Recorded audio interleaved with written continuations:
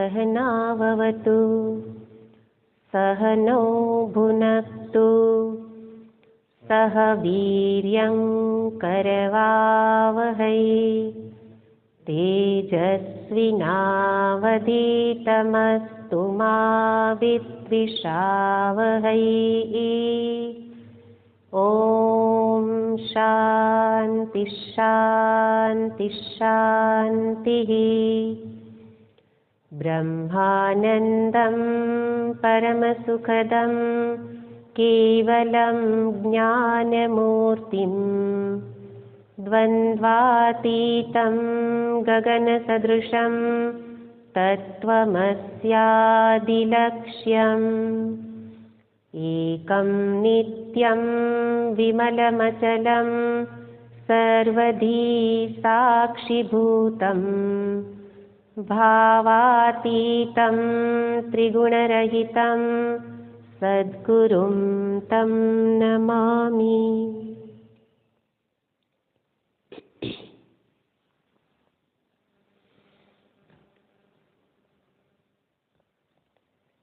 भगवान श्री रमण महर्षि जी जे उपदेश प्रदान करी रहेला छे ते स्वयं उपनिषदनो ज उपदेश रहेलो छे। उपनिषद पण दर्शावे छे जीवो ब्रह्मैव ना परः, जीव ब्रह्मथी भिन्न નથી। એ જ વસ્તુને અહીંયા દર્શાવ્યું ઈશ જીવયોઃ વેશથી ભિદા। વેશથી બંનેમાં ભેદ છે। એ જ વસ્તુ ઉપનિષદ બતાવે કે ભેદ ઉપાધિ મૂલક છે। ત્યાં શબ્દ ભેદ હોય, ભેદ ઉપાધિ મૂલક છે। એનો અર્થ વાસ્તવિક નથી, સત્ય નથી। ઉપાધિને આધારે ભેદ છે। અને અહીંયા મુખ્ય ઉપાધિ દર્શાવી જીવની ઉપાધિ અને બીજી ઈશ્વરની ઉપાધિ। તો ઉપાધિ જીવની ઉપાધિને આપણે પહેલા અર્થ જોયો છે, અંતઃકરણ વિશિષ્ટ ચૈતન્ય, એને કહેવાય જીવ। અને બીજી ઉપાધિ ઈશ્વરની તો કે માયા વિશિષ્ટ ચૈતન્ય। તો એ વસ્તુને અહીંયા દર્શાવતા કહ્યું કે ઈશ જીવયોઃ વેશધી ભિદા। પણ એ વેશ દૂર થાય તો બંને એક જ છે।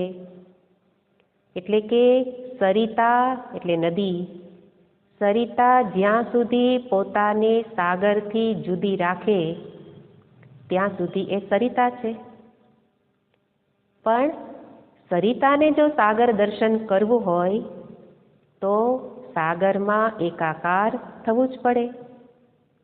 એનો અર્થ પોતે જ સાગર બની જવું પડે, ત્યારે એ સરિતા સાગર દર્શન કરી શકે। એવી જ રીતે જીવે ઈશ્વર દર્શન કરવું હોય તો ગયા વખતે બંને પ્રકારના ઈશ્વર દર્શનને દર્શાવ્યા હતા કે વાસ્તવિક ઈશ્વર જેવા છે તેવા સ્વરૂપથી એવા ઈશ્વરનું દર્શન કરવું હોય તો જીવે પણ પોતાના અસ્તિત્વને ઈશ્વરના સ્વરૂપમાં ઉગાડવું પડે કે જે જીવનું સ્વરૂપ પણ છે। તો એ રીતે સરિતા સાગર બની ગઈ એનો અર્થ જળ તત્વથી બંને એક જ હતા।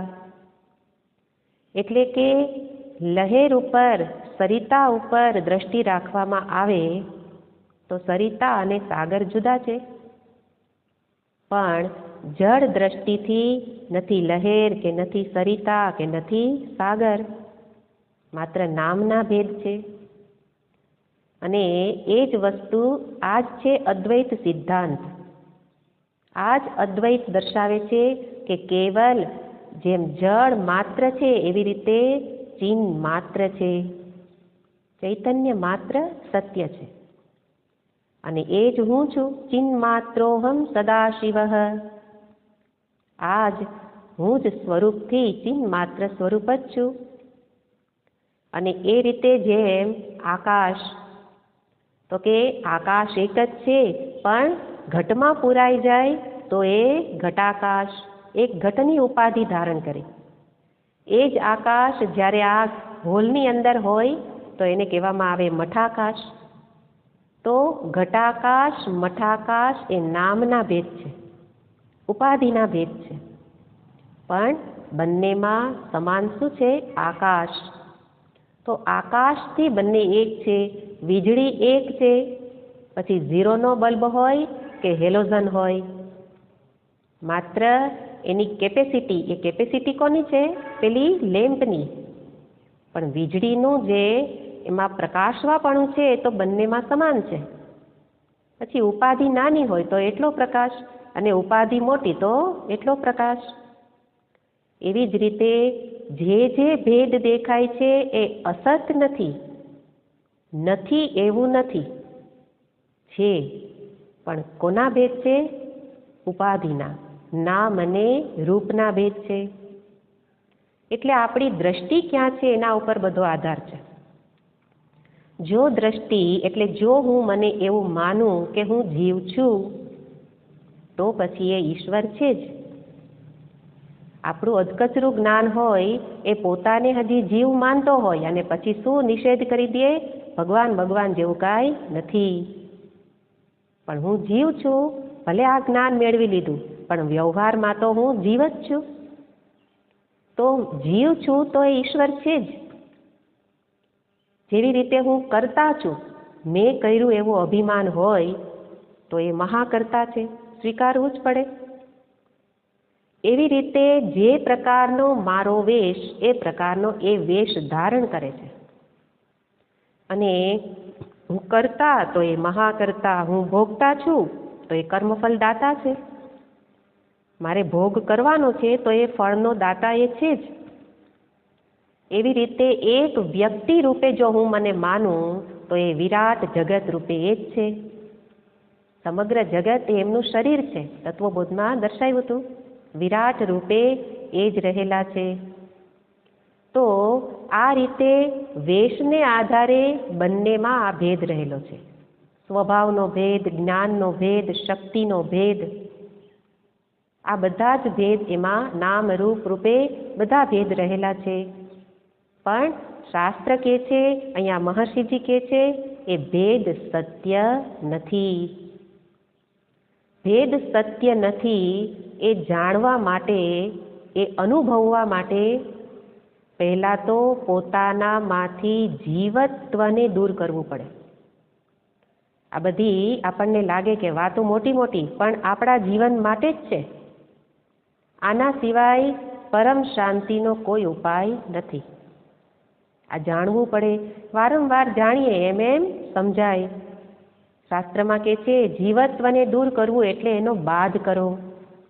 જીવત્વનો બાદ કરો એટલે નાશ નહીં, બાદ કરો, દૂર હટાવો, એટલે વિચારથી. જેમ આપણે બેઠા હોય એને જોઈએ કે આકાશ કેવું બ્લુ લાગે છે, આકાશની નીલિમા દેખાતી હોય. દેખાય ત્યારે જ હું કહું કે આકાશ નીલું નથી, તો એ દેખાય તો કેવું? નીલું. ત્યારે એને કહેવામાં આવે કે નીલિમાનો બાદ કરો. નીલિમાનો બાદ કેમ કરવો કંઈ સમજાતું નથી. આકાશ નીલું છે તો દેખાય છે, એમાં બાદ શું કરવાનો? તો પછી આપણે કહીએ કે પાણી લાવો, ધોઈ નાખો, આમાં જે કલર છે એને ધોઈ નાખો.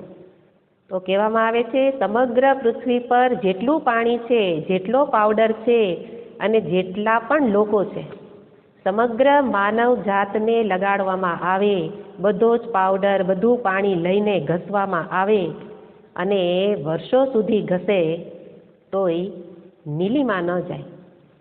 અને તમે કહો કે નીલિમાને હટાવો, તો કે હટાવો એટલે બાદ કરો કીધું, નાશ કરો ક્યાં કીધું? બાદ કરો એનો અર્થ એમાં કંઈ ક્રિયા નથી. દૂર હટાવવા માટે કંઈ ક્રિયા કરવાની નથી, પણ સમજવાનું છે કે ત્યાં નીલિમા રહેલી નથી. એ ભાસે છે, એ દેખાય છે, પણ ત્યાં રહેલી નથી.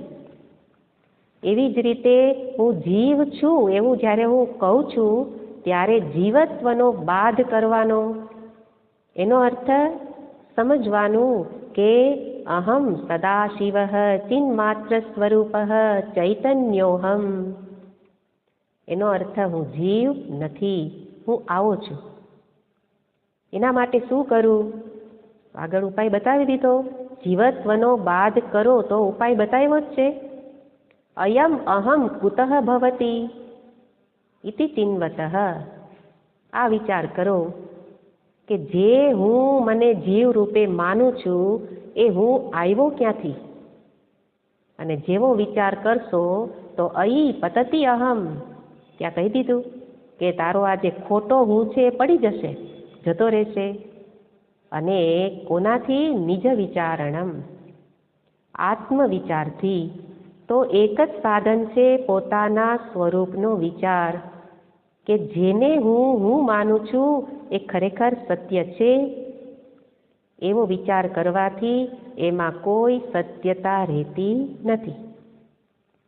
અને ત્યારે જે સાચો હું છે એ પ્રગટ થાય, એનો અર્થ સમજાય. અને જ્યાં સુધી આ સાચો હું ન સમજાય ત્યાં સુધી હું જીવ છું, તો એ ઈશ્વર છે. અને ત્યારે એ ઈશ્વર દર્શન, મારાથી ભિન્ન એવા ઈશ્વરનું દર્શન ગયા વખતે કહ્યું એમ સંભવ છે, પણ એ પર રૂપે, બીજા રૂપે દર્શન થશે. અને બીજા રૂપે, મારાથી ભિન્ન રૂપે ભગવાન દર્શન આપે, એનાથી મારે જોઈએ છે એ ફળ મને મળશે નહીં. આના માટે આ આત્મ સ્વરૂપે જોવાનું કહેવામાં આવે. બીજા રૂપે ભગવાન દર્શન આપે જ છે, વિસ્તારથી ગયા વખતે જોયું હતું. દર્શન આપે છે, પણ મારે જોઈએ છે એની સિદ્ધિ એ ભગવાન નહીં કરી શકે. શેની? તો કે જે જીવમાં રહેલું છે. ત્રણ વસ્તુ જોઈ હતી: ક્લેશ, પછી કર્મનો વિપાક, જે આ બધું છે એ દૂર નહીં થાય. ક્લેશ જીવનમાંથી દૂર નહીં થાય. તો કે ભગવાન સાક્ષાત પ્રગટ થાય તોય ક્લેશ દૂર ન કરે? કે એ દૂર કરે, પણ થોડી વાર માટે શાંતિ આપી શકે, પણ ફરી અંતરના સંસ્કારો તો પૂર્વના પડેલા જ છે એ પ્રગટ થાય, કારણ કે એ તો દૂર થયેલા નથી. અને એ દૂર ન થાય, કર્મના ફળ છે એને પણ ભોગવવા જ પડે, એ પણ દૂર ન થાય. પણ એટલી માત્ર શાંતિ મળે, આપનું દર્શન થયેલું છે. એનાથી બીજું ઘણું બધું ભગવાન આપી શકે, પણ અંતરના સંસ્કારો પડેલા છે એનો નાશ નહીં થઈ શકે, કારણ કે એનું મૂળ છે અજ્ઞાન. અજ્ઞાન એવું ને એવું છે. અને એટલે પરરૂપે, બીજા રૂપે ભગવાન દર્શન આપે તો આટલો એમાં એટલી મર્યાદા છે. અને એટલે કે છે કે પોતાના સ્વાત્મ રૂપે જે દર્શન થાય એ જ ઈશ દર્શન છે, આ જ સાચું દર્શન છે. અને એનાથી જ મારી જન્મો જન્મની જે મૂળભૂત ઈચ્છા છે એ પૂર્ણ થઈ શકે. એટલા માટે તો ભજનમાં કીધું છે, મોકો કહા ઢૂંઢે રે બંદે, મેં તો તેરે પાસ મેં. તો પાસ મેં એટલે તારા રૂપે જ છું, તું મને ક્યાં શોધે છે? અને એટલે કહેવાય ગોતે તે પોતે. ગોતે તે પોતે, ભવાન અખિલાંતર આત્મા. તમે તો કોણ છો? સર્વના આત્મ સ્વરૂપે બિરાજો છો, અને સર્વમાં હું પણ આવી જાઉં. અને એ રીતે અહીંયા દર્શાવ્યું કે પોતાના જ સ્વરૂપે એનું દર્શન કરવું. અને દર્શનનો અર્થ પણ જોયો તો પોતાના સ્વરૂપે જ જાણવું કે એ ઈશ અને આ જીવ એ બંનેના સ્વરૂપથી કોઈ ભેદ રહેલો નથી. તો આ રીતે જીવનું સ્વરૂપ પણ આગળ દર્શાવી દીધું કે જે સત છે એ જ ચિત્ત છે, એ જ હું છું, એ જ જીવનું સ્વરૂપ દર્શાવ્યું. અને ઈશ્વરના સ્વરૂપને પણ બતાવ્યું કે એનું સ્વરૂપ મારાથી જુદું નથી. અને એટલે મુખ્ય ઉપદેશ તો પૂરો થઈ ગયો છે કે શાસ્ત્રમાં આટલો જ ઉપદેશ આપવાનો છે કે જીવ જગત ઈશ્વર એના વિશે જ સત્યતા દર્શાવે છે. અને એટલે ઉપદેશ પ્રક્રિયા આમ જોવા જાવ તો પૂરી થઈ છે, પણ એક પૂર્ણ ગ્રંથ એને કહેવાય કે જેમાં ઉપદેશ પ્રદાન કરવામાં આવે અને સાથે સાથે એ ઉપદેશને જેણે જીવનમાં ઉતારેલ છે, એવું જીવન જેનું બનેલું છે, એવા મહાપુરુષોના અનુભવને પણ બતાવે. નહીં તો આપણે તરત જ પ્રશ્ન લઈને બેસીએ કે આવું કાંઈ હોય, આવું કાંઈ બને, એટલે પછી બતાવવું પડે. એટલા માટે તૈત્રીય ઉપનિષદમાં તો છેલ્લે એવા મહાપુરુષોના ઉદ્ગાર બતાવ્યા છે, સામ ગાન કરીને, કે મહાપુરુષો જ્યારે પોતાના સ્વરૂપે જ્યારે આ અનુભવ કરે, આત્મ સ્વરૂપમાં જ્યારે સ્થિતિ, અહીંયા મહર્ષિજી આગળ એને જ બતાવે છે કે જેની સ્થિતિ બની ગઈ હોય એવા મહાપુરુષોના ઉદ્ગાર ક્યાં છે, તો ત્યાં સામગાન કરે, હા ભૂ હા ભૂ હા ભૂ અહમન્નમ અહમન્નમ અહમન્નમ અહમન્નાદો હમન્નાદો હમન્નાદઃ. તો આમાં જે અર્થ છે કે ઉદ્ગાર કાઢે, ખરેખર હું આ છું, અહમ અન્નમ અહમ અન્નાદઃ, એ આશ્ચર્યથી આ રીતે પોતાને જુએ છે. ઓ આવો હું છું, કેવો હું હતો અને ખરેખર હું તો કેવો છું. અને એ રીતે મહાપુરુષોના જીવનમાં જે જોવા મળે એ વસ્તુને હવે પછીના શ્લોકોની અંદર મહર્ષિજી પણ દર્શાવે છે કે આ આત્મજ્ઞાન પછી કરવાનું શું બાકી રહે છે. જાણવાનું તો બધું જાણી લીધું કે જીવ કોણ છે, ઈશ્વર કોણ છે, જગત કેવું છે, કરવાનું શું છે એ પણ દર્શાવી દીધું.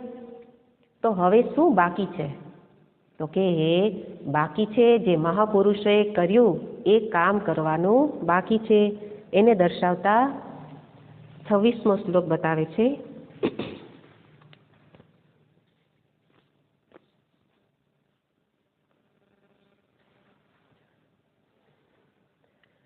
આત્મસંસ્થિતિ સ્વાત્મદર્શનમ આત્મનિર્દ્વયાદાત્મનિષ્ઠતા.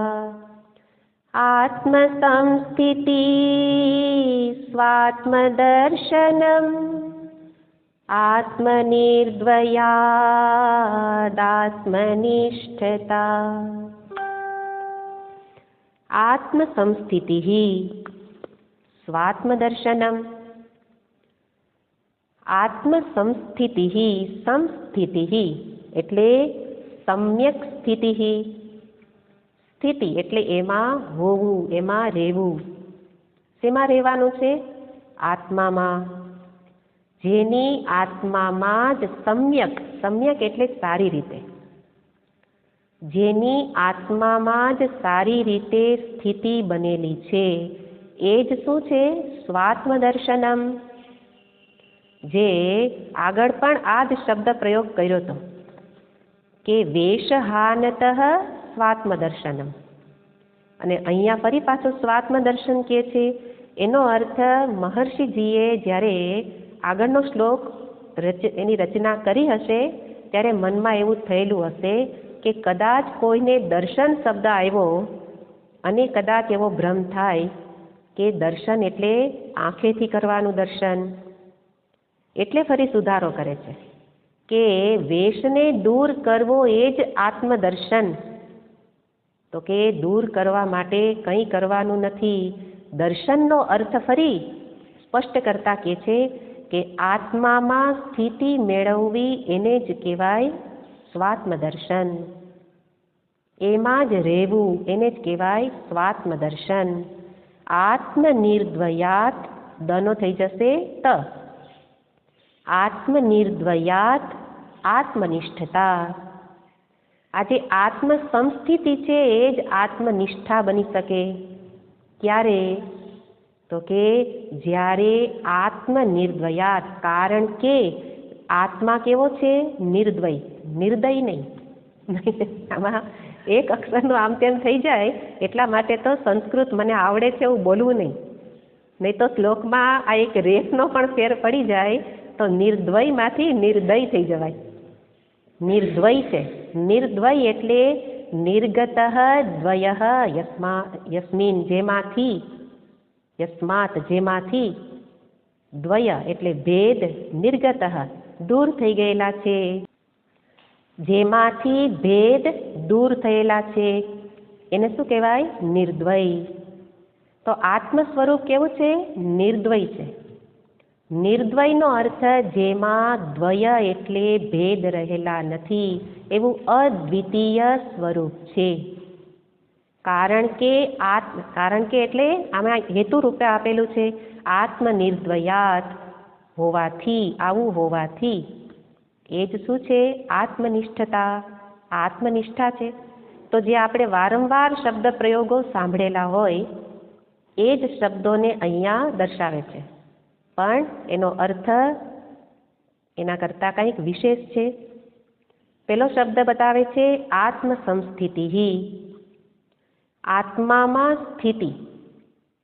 એનો અર્થ આત્મા સિવાયમાં સ્થિતિ નહીં. જ્યારે શબ્દ પ્રયોગ વિશેષ રૂપે કરે ત્યારે એમાં જ એવું સમજવાનું. એટલા માટે અહીંયા એવ અધ્યાહાર ઉમેરવાનો, અધ્યાહાર કરવાનો છે. આત્મસંસ્થિતિ એવ. શ્લોકની અંદર ઘણીવાર અમુક શબ્દો ખૂટતા હોય અર્થ કરવા માટે, એને પૂર્તિ કરીએ, એને પૂરણ કરીએ, એને કહેવાય અધ્યાહાર કર્યો, ઉધાર લીધો. અધ્યાહાર કર્યો, ઉધાર લીધો, આમાં નહોતો ક્યાંકથી લઈ આવ્યા હે ને. આત્મસંસ્થિતિ એવ સ્વાત્મદર્શનમ. આત્મદર્શનનો અર્થ કોઈ બીજો નથી, આ જ છે. આત્મામાં સ્થિતિ, સારી રીતે સ્થિત થવું તે જ સ્વાત્મદર્શન છે.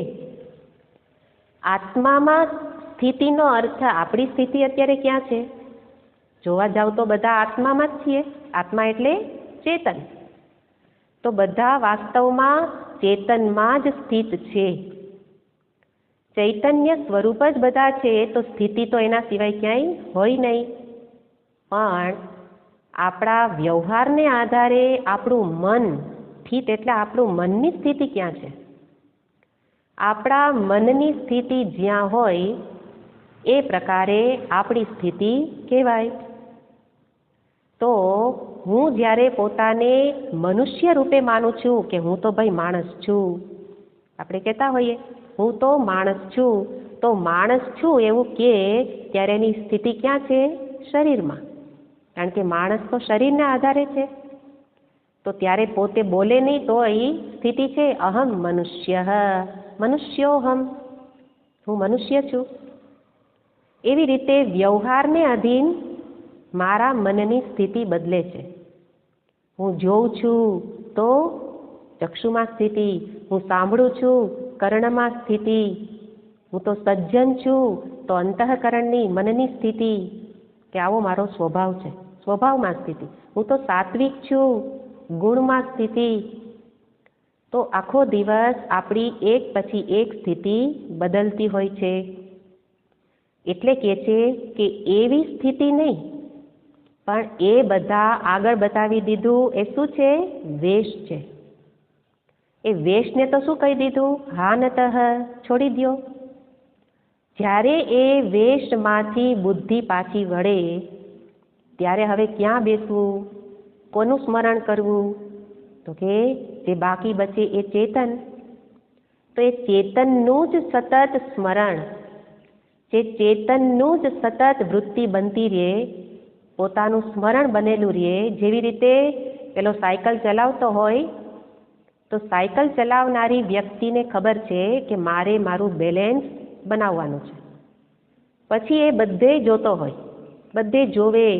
ઇવન ઘણા તો એક હાથે સાયકલ ચલાવે ને બીજા હાથે કંઈક કામે કરી લે, કંઈક વસ્તુ પકડીને જતા હોય, બધું કરે, પણ એની સ્થિતિ ક્યાં છે? સાયકલ ચલાવવામાં. એટલે એની સ્થિતિ સાયકલમાં. એવી જ રીતે બધા કામ કરે, આંખ જોવે, શરીરથી એનું કામ, બુદ્ધિથી એનું કામ, છતાંય અંદર સ્પષ્ટતા રહેલી છે, સત્યની સમજદારી છે કે ખરેખર હું કોણ છું.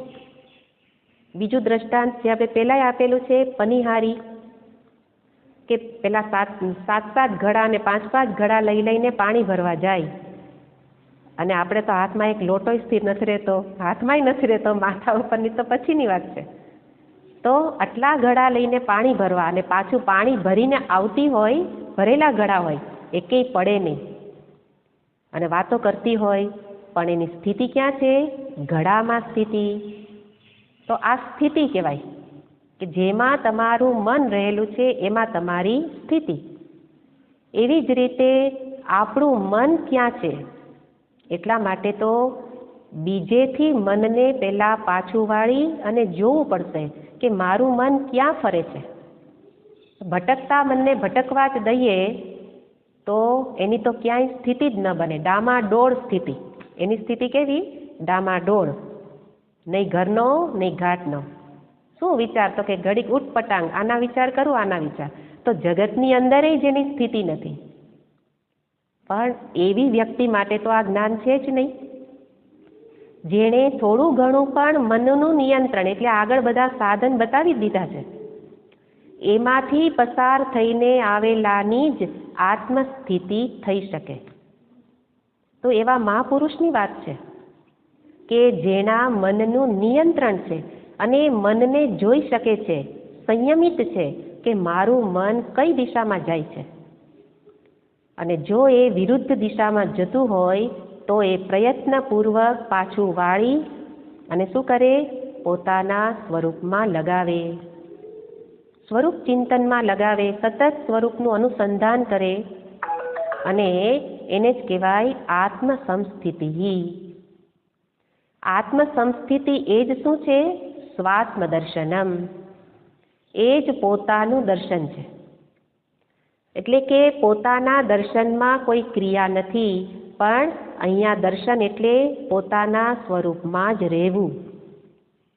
એટલે વારંવાર આ દર્શન શબ્દમાં ક્રિયા નથી, એનો નિષેધ બધા શાસ્ત્ર કરે. ગીતાજીમાંય બતાવે, યત્ર ચૈવાત્મનાત્માનમ પશ્યન આત્મનિ તુષ્યતિ. ત્યાં પણ પશ્યન છે. પશ્યન એટલે જોવું, પણ જોવું એટલે તો કે આત્મામાં જ સંતુષ્ટ થઈને રહેવું. એમાં પણ કાંઈ જોવાની ક્રિયા નથી. તો સ્વરૂપેણ વ્યવસ્થિતિ, ભાગવતમાં પણ બતાવે, સ્વરૂપમાં જ રહેવું એ જ સંસ્થિતિ. તો આ જે આત્મસંસ્થિતિ છે એ જ સ્વાત્મ દર્શન, એવો અર્થ અહીંયા કર્યો. એટલે સંસ્થિતિ એ જ દર્શન, અને આગળ બતાવતા કે છે એ જ નિષ્ઠા. એટલે કે જ્યાં તમારી સ્થિતિ છે એ સ્થિતિ એટલે એમાં ને એમાં જ જો રહેતા હો તો કહેવાય એમાં મારી નિષ્ઠા બની ગઈ. નિતરામ સ્થિતિ, નિષ્ઠા. સ્થા એટલે સ્થા, ની એટલે નિતરામ, નિતરામ સ્થિતિ, નિષ્ઠા. જેની એમાં સ્થિતિ બની ગઈ, સમ્યક સ્થિતિ એટલે સુસ્થિતિ કીધું, તો એને જ અહીંયા નિષ્ઠા કહ્યું.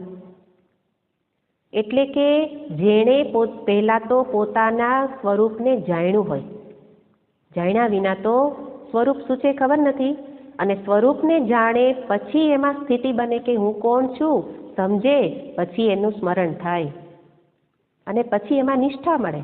એટલે સ્થિતિ એ જ નિષ્ઠા છે. પણ અહીંયા સમજવાનું કે જાણવા માત્રથી નિષ્ઠા મળી જાય નહીં. જાણવા માત્રથી, જાણીએ છીએ તો બધાય, અત્યાર સુધી આપણે જાણેલું જ છે કે મારું સ્વરૂપ કેવા પ્રકારનું છે, આત્મ ચૈતન્ય એ કેવા પ્રકારે છે. તો કહેવાનું હોય તો બધા એ કહી શકે. તો જ્ઞાન હોવું અને નિષ્ઠા હોવી એ બંને તદ્દન જુદી વસ્તુ છે. જ્ઞાન ઘણા બધાને થઈ શકે, પણ નિષ્ઠા કેટલાકને જ થાય. શું ભેદ છે બંનેમાં? આત્મ સ્વરૂપને જાણનારા તો ઘણા બધા લોકો છે, પણ એ જાણનારા લોકોની સ્થિતિ એ નિષ્ઠા એમાં નથી. નિષ્ઠા વસ્તુ જુદી છે કે જાણનારો વ્યક્તિ એટલું જાણે છે, જેણે શ્રવણ કર્યું છે, વારંવાર શ્રવણ કરી અને જેણે જાણ્યું કે હું સ્વરૂપથી કેવો છું, આત્મ ચૈતન્ય કેવું છે, તો જ્ઞાન મેળવું એનો અર્થ અજ્ઞાન દૂર થયેલું છે, અજ્ઞાન નથી. અને પછી એ જાણકાર વ્યક્તિ પાસે આવીને બીજો કોઈ પ્રશ્ન કરે તો જાણનારે પણ એટલું બધી સ્પષ્ટતા મેળવી છે, વારંવાર શ્રવણ કરી શાસ્ત્ર અધ્યયન કરી એટલી સ્પષ્ટતા મેળવી છે કે હવે એને કોઈ સંશય નથી. હું સ્વરૂપથી કેવો છું, જગત કેવું છે, ઈશ્વર કેવા છે, આ સંદર્ભમાં હવે એને કોઈ સંશય નથી. એટલે બીજી વ્યક્તિને પણ એ સ્પષ્ટ રૂપે સમજાવી શકે એમ છે. નિસ્સંદેહ જ્ઞાન છે, તો અજ્ઞાન નથી, કારણ કે જ્ઞાન છે. શંકા કે સંશય નથી, અને એટલે સંશય રહિતનું જ્ઞાન છે. પણ ત્રીજી વસ્તુ જે જોઈએ એ વસ્તુ એનામાં નથી. ત્રીજી વસ્તુ જોઈએ વિપર્યય રહિતનું જ્ઞાન.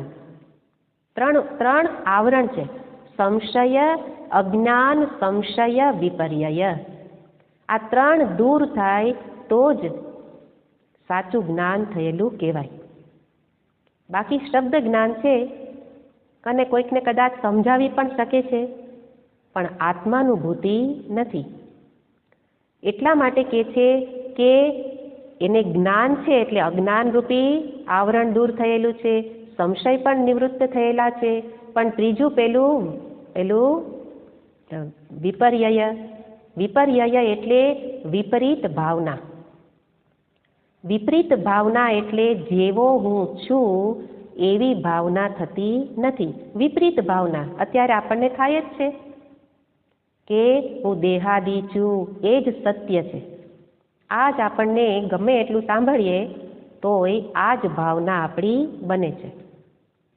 તો વિપર્યય જેનો દૂર થયેલો નથી, એટલા માટે કહેવામાં આવે સંશય વિપર્યય રહિત જ્ઞાનને જ દ્રઢ જ્ઞાન કહેવામાં આવે. તો જ્ઞાનમાં અને નિષ્ઠામાં આટલો ભેદ છે.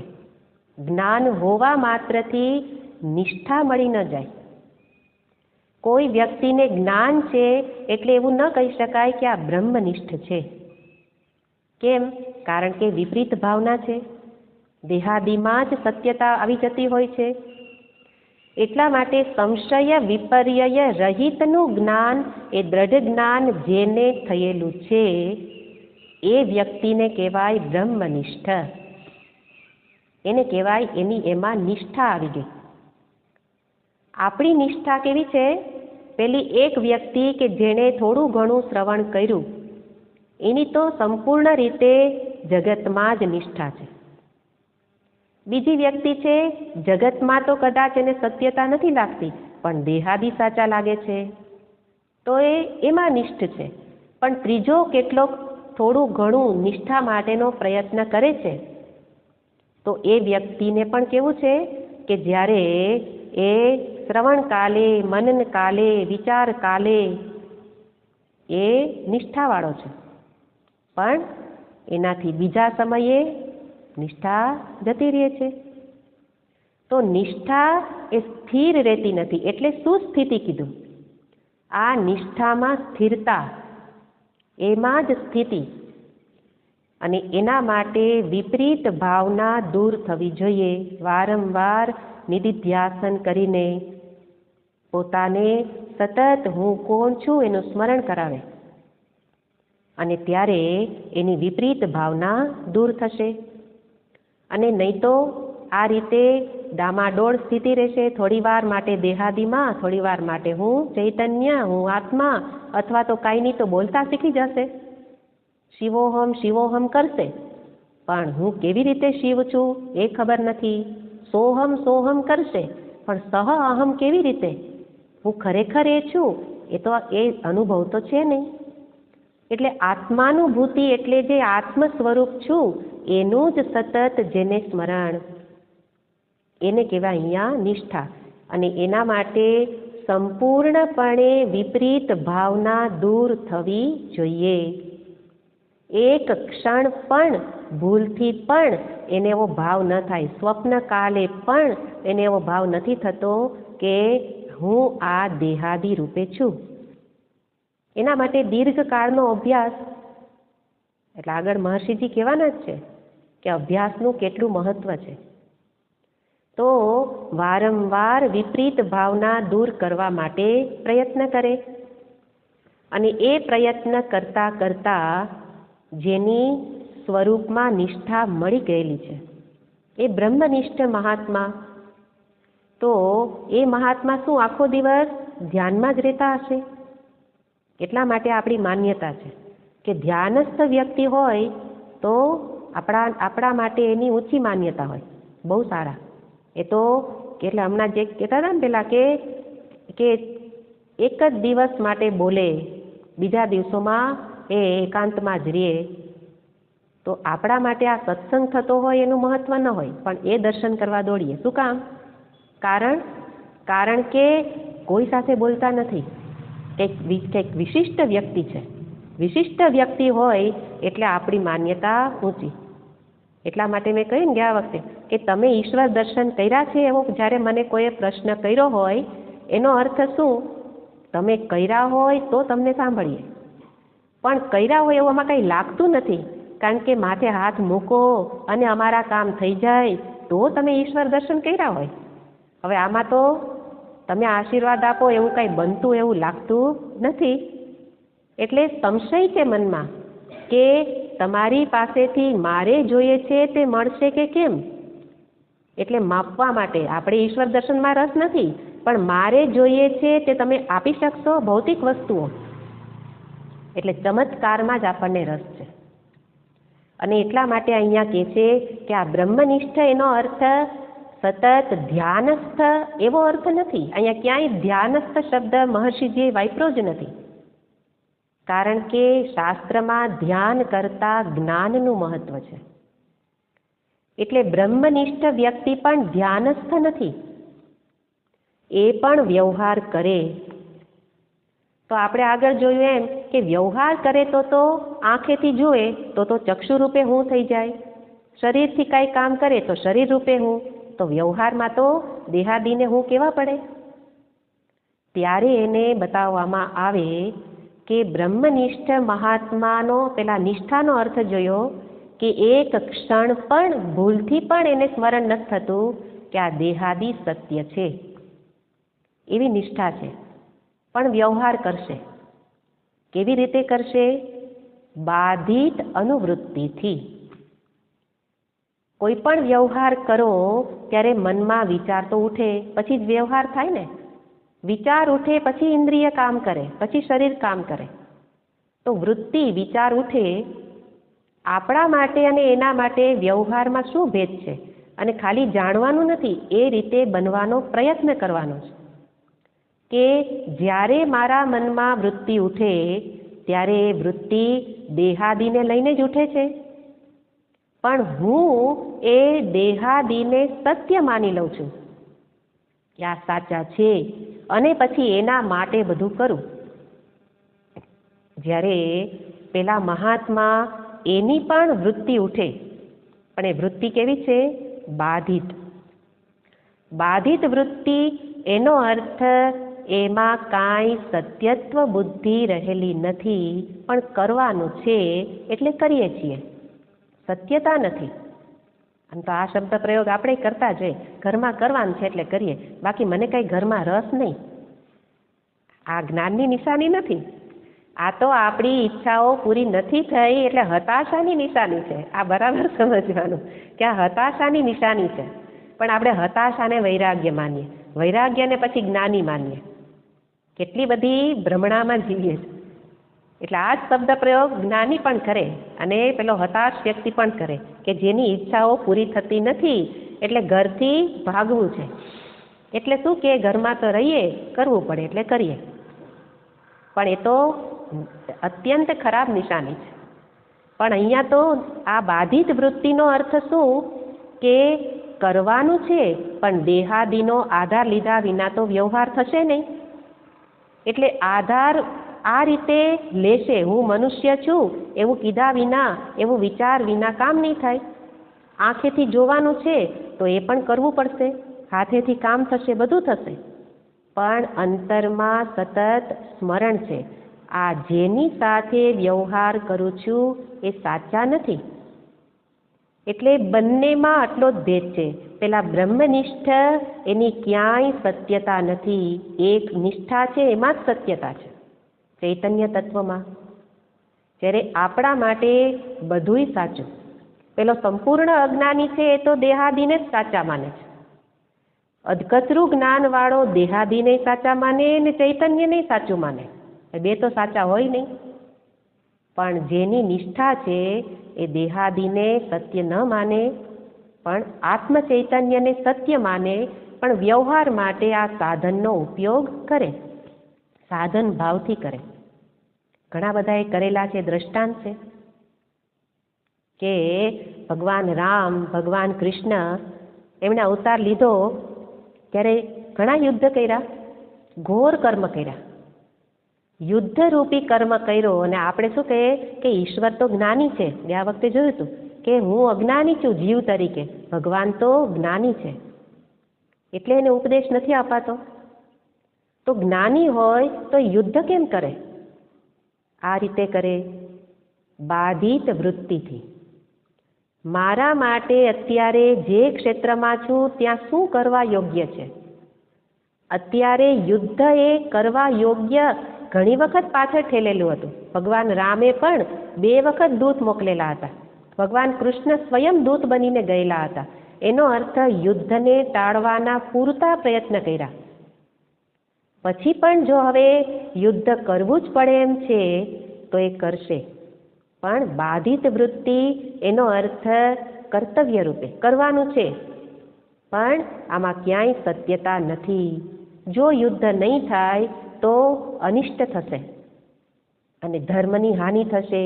એવા પ્રયોજનથી જ્ઞાની હોવા છતાં ભગવાન રામ, ભગવાન કૃષ્ણ યુદ્ધ કરે છે. વશિષ્ઠ ઋષિ મહાજ્ઞાની હતા, છતાંય એમણે ભગવાન રામના પુરોહિત તરીકે રહેલા છે, અયોધ્યામાં કુલગુરુ તરીકે રહેલા છે અને સમયે સમયે વ્યવહાર કરેલો છે. આ બધા જ્ઞાનીની કક્ષાના છે, પણ બધાએ વ્યવહાર કર્યા. સુખદેવજી મહારાજ પરમ જ્ઞાની, કે એમને તો ધ્યાનમાંથી બહાર છોડાવવા માટે થઈને એમના જ પિતા વેદ વ્યાસજીએ કંઈક એક તર્ક કરવો પડેલો, યુક્તિ કરી કે એમને આટલા મહાજ્ઞાની હતા છતાં પણ મહાન કૃષ્ણ ભક્ત હતા અને એટલા માટે ભાગવત કથા સંભળાવવા માટે એમનું ધ્યાન ભંગ કરાવેલું કે તમે ચાલો આ કથા. તો એમણે કથા કહેલી, ભાગવત કથા એટલે વ્યવહાર કરેલો. વ્યવહાર કર્યો કેવી રીતે થયેલો હશે? આત્મ સ્વરૂપમાં સ્થિત થઈને જ. એનો અર્થ કરવાનું છે કરશે, પણ અંતરમાં સત્યતાનો નિશ્ચય તો રહેશે જ. અને એ રીતે આપણને કદાચ આ મહાન ચરિત્રો ન સમજાય તો આપણે આપણા સ્તરના અત્યારે જોઈએ કે અમિતાભ બચ્ચન કુલી બની શકતો હોય તો એ કેવી રીતે બન્યો હોય? કુલી પિક્ચર આવ્યું હતું ને, મજૂર, પેલો ટ્રેનમાં સામાન ઉચકવા માટે. તો અમિતાભ જ્યારે કુલી બને ત્યારે એને કેવી રીતે કુલી બન્યો? બાધિત વૃત્તિથી. આપણને ઓલી બાધિત વૃત્તિ ન સમજાય તો અહીંયા કે અભિનેતા જ્યારે પણ અભિનય કરે છે ત્યારે એને સતત સ્મરણ છે કે હું કાંઈ મજૂર નથી, હું કાંઈ દરિદ્ર નથી, હું ભિખારી નથી. પણ પાત્ર એવું ભજવે અને મનમાં શું થાય? હરખાય, સરસ અભિનય થઈ ગયો. તો બાધિત વૃત્તિ એનો અર્થ અભિનય કરે છે. અને એને જ ધર્મશાસ્ત્ર, ભક્તિશાસ્ત્રમાં એ શબ્દને માટે સરળ શબ્દ બતાવે. બાધિત વૃત્તિ જ્ઞાન માટે બતાવવામાં આવે, પણ એ જ અર્થ ભક્તિશાસ્ત્રમાં કહીએ છીએ લીલા કરે છે, ભગવાનની લીલા. તો ભગવાન લીલા કરે એનો અર્થ એ કંઈ સાચું સાચું કરતા નથી. એને ભગવાન રામ જ્યારે સીતાજીનું હરણ થયું તો આપણે જાણીએ છીએ કે જંગલમાં બધા વૃક્ષોને પૂછતા જાય ને રડતા જાય ને સીતે સીતે કરીને પોકારે છે. અને આપણે જાણીએ છીએ એમ શિવજી ત્યાંથી પસાર થયા પાર્વતીજીને લઈને, અને શિવજી ભગવાન રામને જોઈને સંબોધન કરે છે, હે સચ્ચિદાનંદ. અને પાર્વતીજીને પ્રશ્ન થયેલો કે તમે જેને સચ્ચિદાનંદ રૂપે સમજો છો એ તો રડે છે, રડતા હોય તે આનંદ સ્વરૂપ કેવી રીતે હોય? ત્યારે ભગવાન કહે છે કે પછી તો પરીક્ષા માટે પાર્વતીજી જાય છે, કારણ કે એમને કાંઈ શિવજીમાં એટલો ભરોસો નહોતો પડ્યો, એટલે પરીક્ષા કરવા ગયા અને પછી પછતાયા. તો એનું કારણ ભગવાન રામ જાણે છે કે ખરેખર હું કોણ છું, સચ્ચિદાનંદ સ્વરૂપથી જ છું. પણ વ્યવહારમાં જ્યારે પત્નીનો વિયોગ થાય તો એમ ન કહેવાય કે ભલે ગઈ, હરણ થઈ ગયું, અમે તો કહેતા હતા લક્ષ્મણજીનું માયની નહીં. અત્યારના જમાનામાં કરીએ કે રસ્તામાં લાફોય મારી દે, અત્યારે જે થયેલું હોય તો એ મારી દે અને બધુંય કરીએ. પણ ભગવાન એવું ન કરે, કારણ કે ભગવાન સમાજને આદર્શ બતાવવા માટે માગતા હોય. ભગવાન જેમ કરશે એમ લોકો કરશે, અનુસરે. તો પત્નીનો વિયોગ એટલે બતાવે, એમાં એ નિર્દય ન થઈ જાય, ક્રૂર ન થઈ જાય. અને એ રીતે અભિનય કરે છે, લીલા કરે, એને કહેવાય બાધિત અનુવૃત્તિ. બાધિત વૃત્તિથી વ્યવહાર થશે. કોનો થશે? બ્રહ્મનિષ્ઠનો. એટલે નિષ્ઠાને અને જ્ઞાનને વિરોધ નથી. નિષ્ઠાને અને વ્યવહાર, એને નિષ્ઠા ક્યારેય પણ વ્યવહારમાં બાધક ન બને, વચ્ચે ન આવે કે હું નિષ્ઠ છું એટલે કેમ વ્યવહાર કરો, એવું નથી. નિષ્ઠ વ્યક્તિ પણ વ્યવહાર કરી શકે. કોની જેમ કરે? અજ્ઞાનીની જેમ કરે. વ્યવહાર તો અજ્ઞાની જ વ્યવહાર તો કરવાનો છે, અને નિષ્ઠ વ્યક્તિ પણ વ્યવહાર કરે અજ્ઞાનીની જેવો જ કરે. એટલા માટે તો મેં કહ્યું હતું કે બ્રહ્મનિષ્ઠને ક્યાંય પણ તમે ઓળખી ન શકો, કારણ કે તો અંતરની સ્થિતિ છે. અંતરની સ્થિતિને કોઈ ન જાણી શકે. અને બ્રહ્મનિષ્ઠ હોય એ ક્યારેય કહે નહીં કે હું નિષ્ઠાવાળો છું, હું બ્રહ્મનિષ્ઠ છું, બોર્ડ ન મારેલું હોય. અને એટલે આ તો નિષ્ઠા એ તો અંતરની સ્થિતિ, મનની સ્થિતિ છે કે તમારું મન ક્યાં રહેલું છે, તમારું મન કોને સાચું માને છે. અને એ રીતે સત્યત્વનો દ્રઢ નિશ્ચય નિષ્ઠા માટે જરૂરી છે. અને નિષ્ઠા હોય એ પણ વ્યવહાર કરી શકે. આવા મહાત્માઓએ જે રીતે વ્યવહાર કર્યા એ રીતે આપણે, એટલે નિષ્ઠાવાળી વ્યક્તિ, મહાપુરુષ પણ વ્યવહાર કરે છે. પણ એ આત્મનિષ્ઠા મેળવવા માટે કહે છે આત્મનિર્દ્વયાત. આત્મનિર્દ્વયાત, આમ જોવા જાઓ તો આ શ્લોક એના દરેક શબ્દનો બહુ ગહન અર્થ છે. આ તો આપણે બહુ સામાન્ય રૂપે સમજાવવાનું થાય, બાકી તો એક એક શબ્દ બહુ ગહન અર્થમાં છે, બહુ ચિંતન કરવા યોગ્ય બધા શબ્દો છે. કારણ કે આ તો હવે અનુભવની વાત છે, પેલો ઉપદેશની વાત હતી. અને એટલે આ અનુભવ કરીએ, એટલે નિષ્ઠા હોય ત્યારે શું, એ પ્રશ્નનો જવાબ કોઈ ના આપી શકે. એના માટે કહેવું પડે અનુભવ કરો, સાધન ભજન કરો. સાધન ભજન કર્યા પછી સમજાશે કે નિષ્ઠા કેવી રીતે પ્રાપ્ત થાય. પેલી જે સંગીતનો જલસો જોવા ગયેલી છે અને મહાન સંગીતકારોને સાંભળે છે, પણ પોતે બેસુરી છે, સ્વરનું ને તાલનું કાંઈ જ્ઞાન નથી. હવે એ પેલા મહાપુરુષને કેવી રીતે, પેલા જે ગાનાર વ્યક્તિ એને કેવી રીતે માપી શકે, એના વખાણ કેવી રીતે કરી શકે કે તમે સૂરમાં જ ગાયું, તમે તો ખૂબ સરસ સ્વરો લગાડ્યા. કારણ કે પોતે જ જાણતી નથી, સ્વરનું જ્ઞાન જ નથી. અને સ્વરના જ્ઞાન વિનાની વ્યક્તિ પેલા સુરીલી વ્યક્તિને માપવા જાય એના જેવું છે કે હું અજ્ઞાની તરીકે પેલા બ્રહ્મનિષ્ઠ છે કે નહીં એમ સિક્કો મારવા જાઉં. અને પછી મારી માન્યતામાં બંધ બેસે તો નિષ્ઠાવાળા, મારી માન્યતામાં બંધ બેસે નહીં એવો એક પણ વ્યવહાર થાય તો ડિસમિસ, ચોકડી મારી દે. એટલે કીધું કે નિષ્ઠા છે કે નહીં એ કોને છે જોવાની નથી, મારે નિષ્ઠા મેળવવા માટે શું કરવાનું? તો અહીંયા દર્શાવ્યું વારંવાર વિચાર કરી અને પ્રયત્ન કરું. અને સાથે આગળ શબ્દ છે આત્મનિર્દ્વયાત.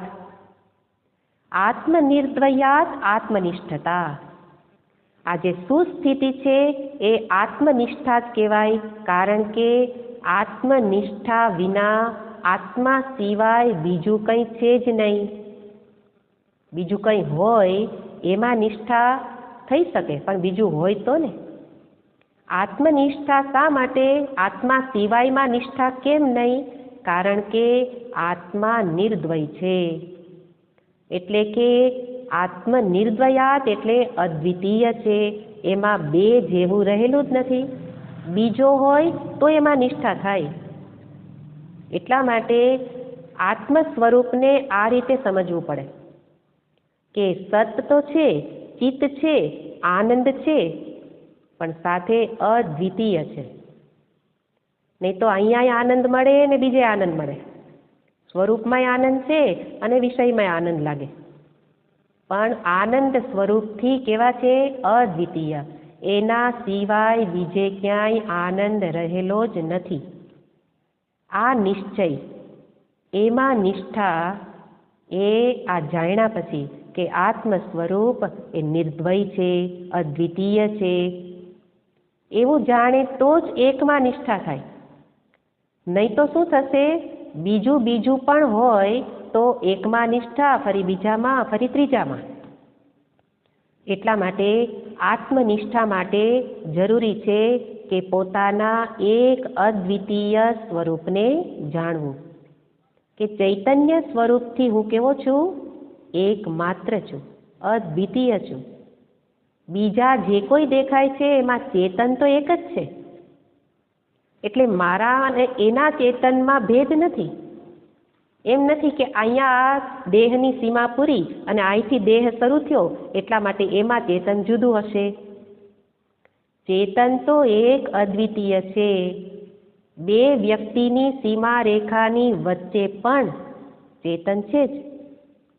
જગતના કણે કણમાં છે, પણ અભિવ્યક્ત થતું નથી, દેખાતું નથી.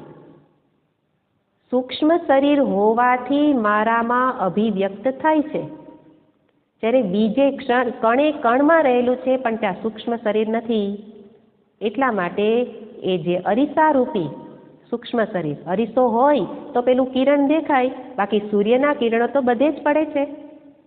એવી રીતે એક અદ્વિતીય ચૈતન્ય એ સર્વત્ર હોવા છતાં સર્વત્ર અભિવ્યક્તિનું માધ્યમ નથી.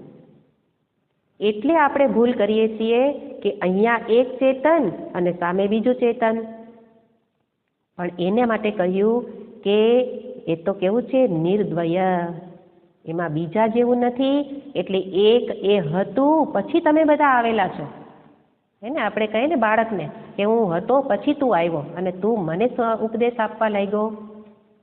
એમ ચેતન પરમાત્મા કહે કે પેલા હું એક હતો, સદૈવ સૌમ્ય ઇદમગ્ર આસીત, સત એવ આસીત.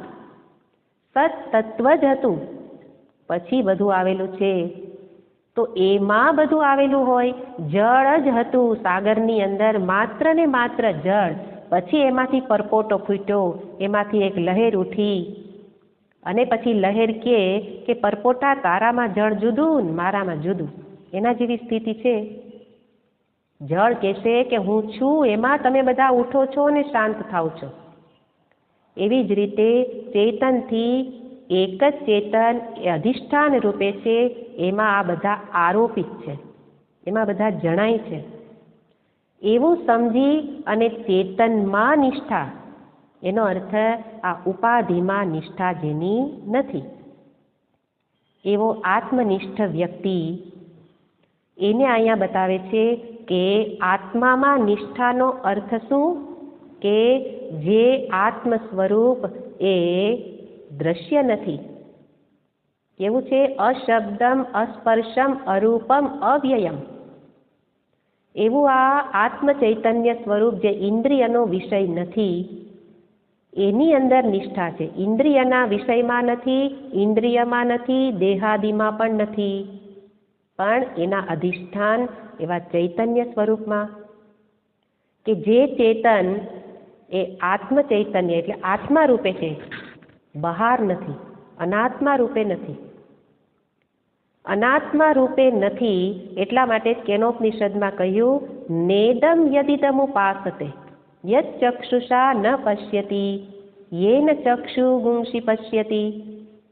આપણે કેનોપનિષદમાં જોયેલું છે કે જે ન ઇદમ તયા ઉપાસતે અહમ તયા ઉપાસતે, એટલે કે આ રૂપે એની ઉપાસના નહીં થાય, મારાથી ભિન્ન રૂપે ઉપાસના નહીં થાય, કારણ કે નિર્દ્વય અદ્વય સ્વરૂપ છું, અને એટલા માટે હું રૂપે જ એને જાણી શકાય, આ રૂપે નહીં. આ રૂપે જાણવું એ ભગવાનને આ રૂપે જાણીએ છીએ, પણ એ મારાથી ભિન્ન થઈ જાય છે. વાસ્તવમાં બ્રહ્મનિષ્ઠ મહાત્મા એ છે કે જે સર્વને એટલે ઈશ્વરને પણ આગળ કહી દીધું, ઈશ દર્શનમ કેવી રીતે કરે? સ્વાત્મ રૂપતઃ, પોતાના જ આત્મ સ્વરૂપે, કારણ કે ચૈતન્યથી ચેતન એક માત્ર છે, એમાં જ ઈશ્વરની ઉપાધિ ને એમાં જીવની ઉપાધિ. એટલે જીવને દર્શન કરવું હોય ઈશ્વરનું તો કેવી રીતે થાય? આત્મ સ્વરૂપે જ થાય, કારણ કે આત્મ ચૈતન્ય એક જ છે, અદ્વિતીય છે. અને એ રીતે અહીંયા દર્શાવી અને કહે છે કે આ જ આત્મ સુસ્થિતિ છે, આ જ આત્મનિષ્ઠા છે. આત્મનિષ્ઠા એટલા માટે કે આત્મા સિવાય બીજું કંઈ છે જ નહીં, એવું દર્શાવ્યું. અને કેવી છે? સુસ્થિતિનો અર્થ સહજ રીતે સ્થિતિ છે. તો આપણને થાય કે સહજ હોય એ તો બહુ સારું, પ્રયત્ન તો ન કરવો. સહજનો અર્થ જે સ્થિતિ પ્રયત્ન વિના પ્રાપ્ત થાય એને કહેવાય સુસ્થિતિ. સુસ્થિતિ એટલે સહજતાથી જ એ પોતાના સ્વરૂપમાં જ સ્થિત છે, જાણે છે, એમાં જ જેની સત્યતા છે. એ વસ્તુને જ મહર્ષિજી બતાવે છે કે સહજતા એનો અર્થ પ્રયત્ન રહિત, પણ સહજતા એમને એમ આવે નહીં. સહજતા લાવવા માટે પ્રયત્ન કરવો જરૂરી છે, કારણ કે નહીં તો આપણે તરત કહીએ કે જાણવામાં તો કંઈ કરવાનું નથી, એટલા માટે શું કરીએ? હવે બસ તમે સત્સંગ કરાવી રાખો, અમે જાણે રાખીએ, આમાં મજા આવે છે, જાણવામાં મજા આવે, કરવાનું તો કંઈ. કે પૂજા કરવી ન ગમે, પણ ઉપનિષદનો સ્વાધ્યાય હોય તો એ કરીએ. શું કામ? જાણવામાં મજા આવે, કરવામાં મજા આવતી નથી. અને આમે કહે છે ને કે વેશ હાનતઃ, ઈશ્વર અને જીવના વેશ તો છોડી દેવાના, એટલે પૂજામાં કંટાળો આવે, પણ ઉપનિષદ ભણાવો એમાં મજા આવશે. પણ કહે છે કે એ જાણવા માટે પહેલાં કંઈક કરવું પડે. પ્રયત્ન વિના, મહર્ષિજીના શબ્દમાં છે કે પ્રયત્ન વિના સફળતા પ્રાપ્ત ન થાય. ક્યારે સફળ થયેલો વ્યક્તિ, સહજતા એ સફળતા છે. સહજ રૂપે જ આત્મ સુસ્થિતિ થઈ ગઈ તો એ સહજતા પૂર્વે પ્રયત્ન કરેલો છે. સહજતા એટલે સફળતા. સફળ ક્યારે થયો? મહર્ષિજી કહે છે પ્રયત્ન વિના કોઈ સફળ ન થાય. શું પ્રયત્ન કરું? તમે કયો એ કરું. તો કે આગળ બતાવી દીધા. એ કહે છે કે મનનું નિયંત્રણ એ કોઈનો જન્મસિદ્ધ અધિકાર નથી, કોઈ જન્મથી મનની નિયંત્રણ કરીને આવેલું નથી. એટલે પ્રયત્ન એમાં કરો, મનના નિયંત્રણમાં પ્રયત્ન કરો તો એ મન આત્મ સ્વરૂપમાં સ્થિત સહજતાથી થશે. પણ એ સહજતા માટે મનનું નિયંત્રણ જરૂરી છે, અને મનના નિયંત્રણ માટે પ્રયત્ન જરૂરી છે. આપણને એવું ઘણીવાર લાગે કે કેટલીક વ્યક્તિ પ્રયત્ન વિના જ સહજ રીતે જ એને બધું થતું એવું લાગે. ત્યારે મહર્ષિજી કહે છે કે ઘણી વખત પ્રયત્ન વિના જ સહજતા દેખાતી હોય, ત્યારે પણ અત્યારે નહીં તો પૂર્વ જન્મમાં પણ પ્રયત્ન, અથાગ પ્રયત્ન કરીને આવેલો છે, એ એના ઉપરથી નિશ્ચિત થાય. અત્યારે સહજતા દેખાય એનો અર્થ પૂર્વજન્મમાં સાધના કરેલી છે. જેમ સ્વયં મહર્ષિજીના જીવનમાં જ હતું કે ધ્યાનસ્થ થઈ શકતા હતા, આત્મ સ્વરૂપનું ચિંતન એમ જ થતું હતું. પણ એ દરેક શબ્દ એમને લખેલા એ શાસ્ત્રથી જુદા નથી. એનો અર્થ પોતાના શબ્દમાં કે પૂર્વજન્મમાં આ સાધના થયેલી છે, ત્યારે અત્યારે સહજતા આવી. અને એટલે કે છે પ્રયત્ન જરૂરી છે. ક્યાં સુધી પ્રયત્ન? તો કે થોડો ઘણો પણ અનુભવ થાય તો એ દિશામાં પ્રયત્ન વધારતા રહ્યો. થોડી ઘણી પણ ઝાંખી થાય આત્મચૈતન્યનું સ્વરૂપનું એ વિચાર કરતાં કરતાં ઘણી વખત પોતાના વિશે થોડું ઘણું જ્ઞાન થઈ શકે, ત્યારે પણ એ વસ્તુના અનુભવને વધારવાનો પ્રયત્ન કરો. આ રીતે પ્રયત્ન એ અત્યંત જરૂરી છે. પ્રયત્ન પછી જ સહજતા પ્રાપ્ત થશે. અને એવી સહજતાને અહીંયા દર્શાવી. વિશેષ વાત પછી. ઓમ પૂર્ણમદઃ પૂર્ણમિદં પૂર્ણાત પૂર્ણમુદચ્યતે પૂર્ણસ્ય પૂર્ણમાદાય પૂર્ણમેવાવશિષ્યતે. ઓમ શાંતિ શાંતિ શાંતિ. હરિ ઓમ શ્રી ગુરુભ્યો નમઃ. હરિ ઓમ.